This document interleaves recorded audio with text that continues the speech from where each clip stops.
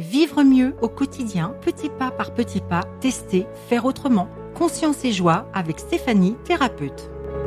Bonjour, cette semaine, je parle du stress. Le stress est l'ensemble des réactions de mon corps et de mon psychisme face à un danger ou à un événement.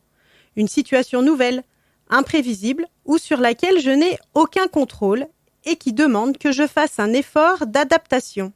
On peut donc définir le stress comme une réponse physique, mentale ou émotionnelle à des événements agresseurs qui provoquent une tension physique ou mentale.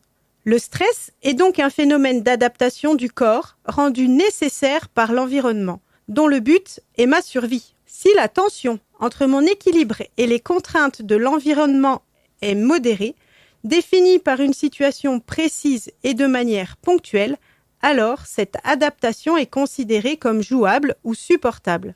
Le stress est alors associé à la motivation, à la mise en valeur de mes possibilités et de mes capacités. Normalement, un retour à l'équilibre suit l'événement évalué comme stressant. En revanche, le stress peut avoir des effets inhibiteurs ou dévalorisants si le niveau de tension éprouvé est disproportionné ou non adapté ou sur une longue durée. Le stress ressenti est propre à chaque personne.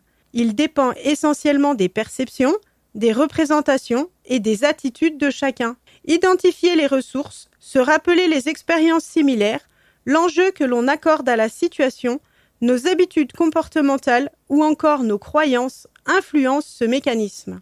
Je mets alors en place des stratégies comportementales pour réduire cette tension et m'adapter à la situation.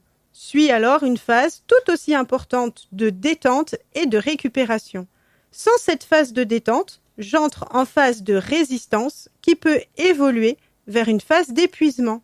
Mon organisme, dans l'incapacité de compenser les pertes énergétiques, ne parvient plus à maintenir son équilibre. Cet épuisement de mes ressources peut alors conduire à des maladies cardiovasculaires, des maladies métaboliques comme l'hypertension artérielle, le diabète ou des ulcères, ainsi qu'à des troubles psychologiques et comportementaux, comme l'anxiété ou la dépression. En conclusion, le stress est bénéfique s'il me motive dans une action ou s'il me permet de me défendre d'une situation compliquée ou risquée pour moi. Il devient problématique si je mets beaucoup d'énergie à compenser ces effets corporels.